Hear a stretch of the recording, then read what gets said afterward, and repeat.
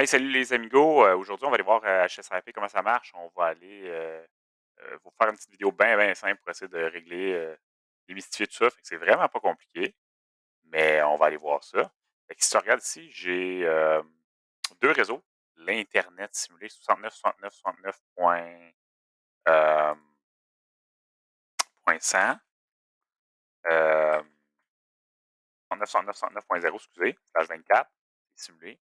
Puis, il n'y a pas d'HSRP là. Euh, donc, casse-toi pas le basic avec ça. En haut, c'est comme l'Internet. Puis le réseau est complètement farfelu. Ça a l'air d'une espèce de cerf-volant, là. Le but, c'est de te montrer HSRP à la base. Il n'y a pas de router on a stick, il n'y a pas de DHCP, il n'y a rien. Il y a juste en haut, tout le monde est branché au travers d'une switch avec trois routeurs. L'adresse 69, 69, 69.1, point 2, point 3. Point 1, c'est la passerelle par défaut. Fait que routeur 1 va être le gateway pour le réseau ici. Routeur 2 et 3 ne servent pas à grand-chose, logiquement, dans mon scénario-là, mais ça va me prouver que justement, sans HSRP, c'est un peu con d'avoir plusieurs routeurs dans un réseau. Internet, ma boîte qu'on va appeler Internet, a l'adresse 69, 69, 69, 69. Puis, il n'y a pas d'HSRP ici. En bas, mon deuxième réseau, fait que les trois routeurs ont un deuxième branchement vers une switch 2, PC1.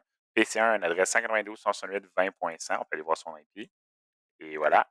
Il pointe à l'adresse 20.1. Pourtant, le routeur 1 a l'adresse 20.2, 20.3, 20.4 pour routeur 3, 1, 2, 3 respectivement. Fait que personne n'a l'adresse .1 en ce moment, logiquement, mais on va aller configurer HSRP pour pouvoir partager ou débalancer ou départager l'adresse de la passerelle par défaut. Fait que HSRP, le but, c'est de dire, hey, j'ai plusieurs routeurs dans mon réseau de couche 2, puis je veux avoir plus qu'une passerelle potentielle par défaut. Comme ça, si mon routeur principal plante, j'ai un backup. C'est juste ça. Comment on configure ça? Allons le voir.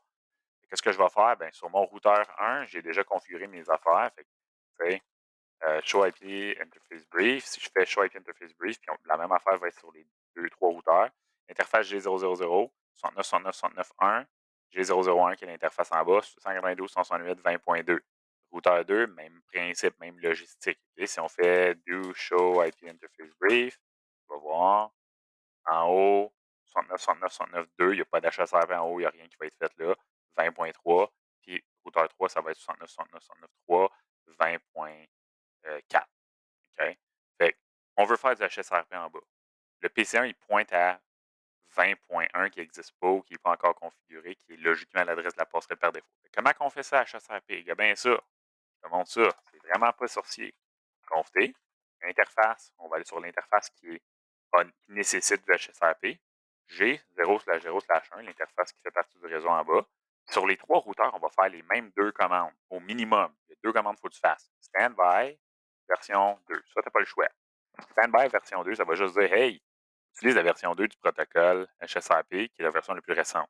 Si par malheur, tu décides de faire version 2 sur routeur 1, tu t'oublies de la mettre sur routeur 2, tu mets version 2 sur routeur 3, fait qu'il y a un des routeurs qui n'a pas la même version, tu vas casser quelque chose, ton boss sera pas content, moi je serai pas fier de toi, je sais que mon opinion t'importe beaucoup, fait que assure-toi de ne pas l'oublier. Version 2, là, c'est comme une affaire que je vois souvent que les étudiants oublient. Puis même moi, ça m'arrive, OK, mais malheureusement, de l'oublier, tu sais, quand je suis dans la lune, je suis fatigué, fait que faut pas l'oublier. Fait que version 2, puis la deuxième commande qu'on va configurer, c'est standby. Je vais mettre un chiffre, je vais mettre un X, là, IP.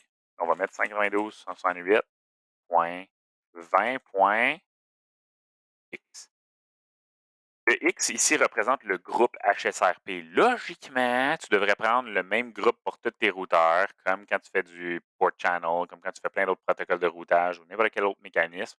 Le numéro devrait correspondre juste pour ne pas te mélanger. Moi, ce que je vais faire, ça a rapport au réseau 192, 168, 20, mais ben, je vais mettre standby 20. Hein? IP 192, 168, 20. Quoi? Ben 20.1. Pourquoi 20.1? C'est l'adresse virtuelle, c'est l'adresse qu'on veut potentiellement partager entre les routeurs. Fait que je mets cette commande-là. That's it. C'est ça qu'il faut que j'aille au minimum. Sur mon routeur 2, j'ai déjà fait les mêmes commandes. Okay, je vais te montrer do show run. On va aller voir les configurations qu'on a faites sur G001. Ben, regarde, j'ai fait IP address 20.3, standby version 2, standby 20, IP 192, 168, 20.1. Puis là, je vais revenir avec ma commande priorité. Sur routeur 3, j'ai fait exactement la même affaire. Si on va voir, standby version 2, standby 20, IP 192, 168, 20.1. Fait que sur les trois routeurs, il faut que j'aille standby version 2, puis standby le numéro du groupe, IP, puis ça va être l'adresse de la passerelle par défaut. Puis là, après, selon l'élection, le routeur qui gagne, c'est lui qui va l'avoir l'adresse standby IP, l'adresse virtuelle qui est la passerelle par défaut. Fait que logiquement, chaque routeur a son adresse IP à lui, point 2, point 3, point 4 dans mon scénario ici. Puis le routeur qui va gagner, c'est lui qui va avoir l'adresse virtuelle de la passerelle par défaut. Ça va être lui le big boss, la passerelle par défaut. Puis les autres routeurs, s'ils ils doivent prendre le relais, le vainqueur va prendre euh, son tour. Fait que là, je vais juste te montrer la commande priorité. Fait que là, en ce moment, une fois qu'on a tout configuré ça, on peut juste faire and show standby brief. Regarde, on va voir sur les 3 routeurs une information similaire. Show standby brief. Tu vois, sur le routeur 2, je vois G001, groupe 20. J'ai mis le même numéro qui correspondait au réseau. Comme ça, c'est plus clean, c'est plus propre. C'est priorité 169 parce que j'ai configuré une priorité. State active, active local, standby 20.4 puis 20.1 aussi techniquement. Virtual IP 20.1. Fait qu'en ce moment, la passerelle par défaut, c'est qui? Selon le message ici, ça me dit que c'est routeur 2. Si je vais voir ces autres routeurs, routeur 1, mettons, ben, qu'est-ce que ça me dit? Active, c'est 20.3. Qui a l'adresse 20.3? C'est routeur 2. Ici, tu vois, j'ai 001, c'est routeur 2. Fait que ça fait du sens. Standby 20.4, c'est-à-dire lui-même, puis routeur 3 aussi, où ils vont être en attente. Mais standby, c'est le routeur qui est le backup direct, dans le fond. L'adresse virtuelle, c'est 20.1. Si je vais sur routeur 3, ben, même affaire. OK? And, show, standby, brief. Qu'est-ce que je vois? Même principe. OK? Standby, active 20.3, standby local, virtual IP 20.1. La seule différence qu'il y a entre routeur 1 et 3, regarde bien, on va aller le voir. Routeur 2, c'est lui qui est le big boss. Routeur 1, lui, il est en état listen. Puis routeur 3, il est en standby. Il y a une petite différence entre les deux. Routeur 1 a complètement perdu l'élection. C'est le plus lamentable de tous les routeurs dans la gang, selon HSRP ici présent. Routeur 2 a gagné parce qu'il y avait une priorité plus haute. Mais routeur 3, il est comme deuxième place. Fait que c'est lui qui est stand-by. Fait qu'il y a toujours un routeur actif et un stand-by. Les autres sont en mode listen, si on en a plus que deux. Fait que le routeur 1 a perdu. Pourquoi? Quand la priorité est égale, les deux routeurs ont une priorité de 100, routeur 1, routeur 3, l'élément qui va déclarer le vainqueur, contrairement à Spanning Tree qui est l'adresse MAC, ça va être l'adresse IP propre à l'interface, le propre au routeur. Fait que routeur 1 a l'adresse 192.168.20.1, 20.2, routeur 2 20.3, routeur 3 20.4. Qui a l'adresse IP la plus élevée? Routeur 3, fait que routeur 3 est standby. Si j'aurais mis juste une priorité de 100 sur les 3 routeurs, ben là, routeur 3 aurait gagné, routeur 2 aurait été standby, puis routeur 1 aurait été listen. Mais là, ça, c'est pour la priorité. Maintenant, je n'ai pas utilisé la commande preamp. La commande preamp va juste dire, hey, si jamais tu, euh, le routeur principal, le Big Boss, tombe en panne, ben, quand il va reprendre sa fonction, là, qu'il retrouve ses états d'âme et il marche, il va récupérer le rôle de routeur actif. Si je ne mets pas la commande preamp sur les routeurs, ben, ça veut juste dire que le routeur ne va pas reprendre son rôle qu'il aurait dû avoir après la panne. J'ai déjà parlé des avantages et des désavantages dans mes groupes par rapport aux des micro-pannes et des petits impacts sur le réseau, mais normalement, on aime ça configurer preamp pour être sûr que hey, si mon routeur 1 il a été configuré avec une priorité plus haute pour gagner, ben, si jamais il y a une panne, je veux quand il va revenir en place, je veux qu'il récupère le rôle de active et de passerelle par défaut. Fait qu'on va aller voir qu'est-ce que ça donne. Mais justement, en ce moment, si je fais juste un ping, OK, on va aller faire none, on va aller faire un test ICMP. Voici ce que ça donne. Bing, bing, bang. On va aller sur le PC1 et on va juste faire ping à l'Internet. Regardez bien ça. Ping 69.69.69.69. Et là, qu'est-ce qui se passe? Regardez bien ça. Le ping s'en va du PC1 vers la switch.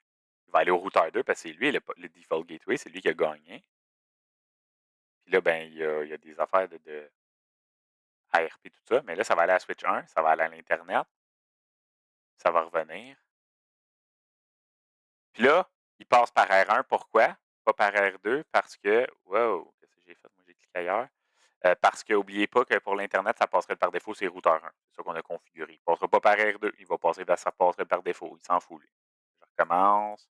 Ping, ça passe par R1, ça revient ici, là. C'est weird, hein? Mais c'est ça qui va se passer à cause de d'HSRP.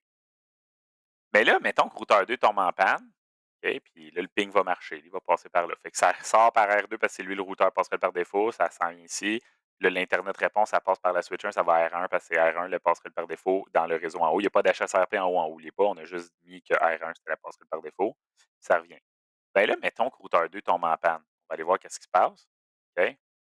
Je vais juste faire, écoutez, on va même pas débrancher le câble, on va juste faire int G0/0/1. Fait que l'interface qui est en bas, là, shutdown.